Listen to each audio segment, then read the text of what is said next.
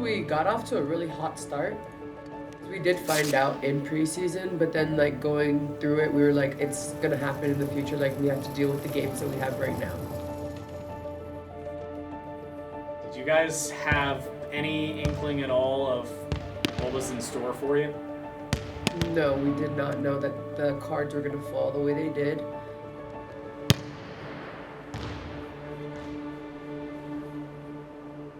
Boise State announced that they would not play its scheduled. Southern Utah also refused to play the Spartans. Four schools have now forfeited games against. The Wolfpack volleyball team have reportedly voted to forfeit. On September 6, 2024, the world of collegiate women's volleyball was thrown into flux when a clip of an ordinary preseason game began to go viral. The Spartans with a big kill. How about it, Blair Fleming? 5 kills in this. The clip showed San Jose State opposite hitter Blair Fleming, later confirmed to be a transgender woman, striking the ball incredibly hard over the net, alarming players, fans, and activists from across the country. But that's how I found out. It's because girls had reached out to me expressing their concerns over this and not really knowing at the time how to stand up for themselves.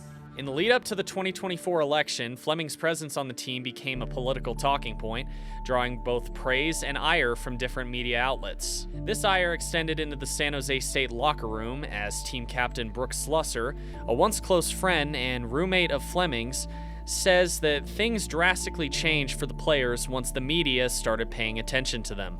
So I feel like the longer and the more media attention it got, the almost more toxic the environment got. Article after news interview, and then we're having like more meetings about how to not talk about the situation than we are having practice. Slusser, who had recently joined Gaines's nationwide lawsuit against transgender athletes in women's sports, was the most vocal member of the team against Fleming's inclusion on the roster. Her relationship with Fleming quickly soured, and their living situation became untenable.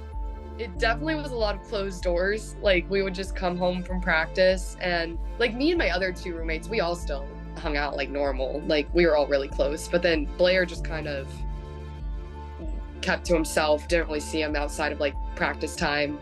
In the lead up to a game in Fort Collins against the Colorado State Rams, Slusser strangely found herself called into her head coach's hotel room late at night. I was in my parents' hotel room and I randomly get a call from my head coach, Todd. And this is when me and him were still on like pretty good terms. And he was like, hey, like, do you mind coming down to my hotel room with like the rest of the staff? And like, we just need to talk to you about something. And I was like, that's really weird. So I go down and I get to his hotel room, and it's like him, my assistants, one of my teammates, Allie Bjork, and a police officer, and our security guard that we had travel with us on the team. And I was like, okay, like what's going on? And he was like, Allie, can you just show her?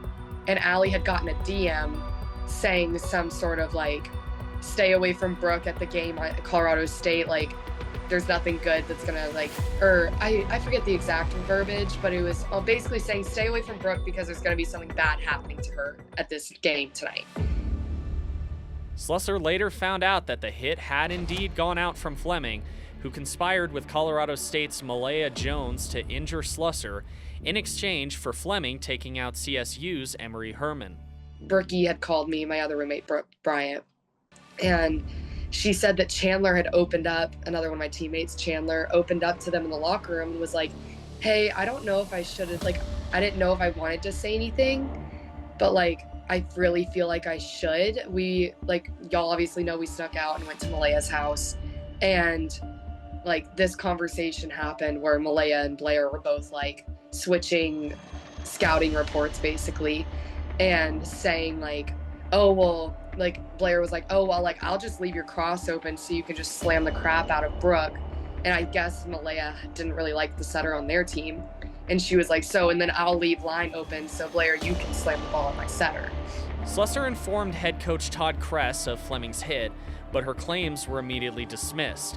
Slusser began to publicly speak out against Fleming and, along with assistant head coach Melissa Beatty-Smoose, filed a Title IX lawsuit against San Jose State. A few days later, Beatty-Smoose was suspended indefinitely, ordered not to speak against the school, and later was fired. I even told him at one point, I was so straight out. I was like, these teams are forfeiting. Like, when does it come to the point where this one person that's the issue leaves and we can play this game as women. And then he just like blew up on me. Fleming, Kress, and San Jose State did not respond to requests for interviews for this story. Despite the uproar from all sides, San Jose State maintained that their team was in full compliance with NCAA rules, citing the steps they had taken to ensure Fleming was competing at a fair level. Not everyone was so certain this was truly the case. So in the meeting, actually, they told us about how they had been in conversations with the San Jose State, like AD, and their side of things, talking about how this person has tests each week to make sure their testosterone levels aren't heightened above the woman's regular testosterone levels, which I think is a bunch of crap, because women are more than just a bag of testosterone that go out and do things, and more than a bag of just hormones and estrogen. Like, that's just, I think, minimizing women to basically nothing. As public interest mounted, teams scheduled to play against the Spartans began to forfeit their matches in protest. First Southern Utah, then fellow Mountain West teams Wyoming, Boise State, and Utah State. This put pressure on other Mountain West schools to make a decision on whether or not they would play against the Spartans. One of these schools was Nevada, which chose to instead join schools such as UNLV and Colorado State, publicly announcing on October 4th that they would still play against San Jose State despite not consulting the players, who had been quietly considering a boycott of their own. We actually started talking about it when we saw it on social media during the preseason. I remember being in the airport and we were heading back from one. And then we saw, like, I think San Jose State was at Iowa. And then we looked at the clip of this person hitting the ball and we're like, that's unreal. Like, that's not supposed to happen. A few days after the school's statement was released, the players released one of their own, going against the word of the school that they would, in fact, not participate in the match. Nevada's administration then put out a second statement, shaming the players for not representing the position of the university, and stating that the school would move forward with the match as scheduled, blatantly disregarding the will of the players. After Nevada got back from Las Vegas, they were called into a meeting with the administrators at the Virginia Street Gym. Despite the poorly received statement, the players were still expecting support from their superiors, but were instead greeted with the exact opposite. Our athletic directors told us that we should reconsider our position, that we're not educated enough on the topics, and that we have to look at the other side to understand why this person is allowed to play with us. Personally, in my head, I was just like so distracted that I didn't even want to play volleyball like in that moment. I didn't want to be at practice with my team. I just wanted to like leave because I was so upset. I was filled with emotions. Like, the administrators' insensitive approach hid the basic fact that canceling the match would be illegal according to the Nevada Constitution's Equal Rights Amendment, which is designed to ensure equal rights for all, regardless of race, color, creed, sex, sexual orientation, gender identity or expression, age, disability, ancestry, or national origin. This, however, was not initially revealed to the players, not that it mattered anyways, seeing as the emotional damage had already been done. If I didn't lean on my faith as much as I did, and just like be in my prayer time asking God to like give me strength, I don't think I would have gotten through it. Like, there were some nights where I'd call my parents and just be in tears over the day I had and like praying over the phone, just trying to get through it. The already growing controversy, combined with the university's infamous statement, turned the spotlight towards Nevada, with public figures from all across the country taking notice. Political figures Tulsi Gabbard, Sam Brown, and Markwayne Mullen made the trip out to Reno for the team's game on October 15th against fellow boycott participant Utah State, less than 2 weeks before the San Jose State match. Then candidate Donald Trump also took a stand against transgender athletes in women's sports, stating that we absolutely stop it. You can't have it. It's a man playing in the game. I mean, physically, from a muscular standpoint, even if it was a little bit less, maybe they do all sorts of tests and drugs and everything else. Some think that this stance helped Trump eventually become president of the United States. I personally don't think it's a political issue, but I think it did have a major impact because Trump did talk a lot about it. And I think that honestly helped him because there were so many people that it was like a major concern for them.